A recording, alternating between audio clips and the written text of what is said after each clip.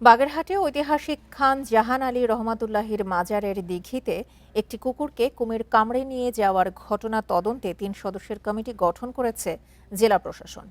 বিকেলে বাগেরহাট সদরের উপজেলা নির্বাহী কর্মকর্তাকে প্রধান করে কমিটি গঠন করা হয়। বিকেলে কুকুরটির মরদেহ উত্তোলন করে প্রাণী সম্পদ বিভাগের তত্ত্বাবধানে ময়নাতদন্ত সম্পন্ন করা হয়।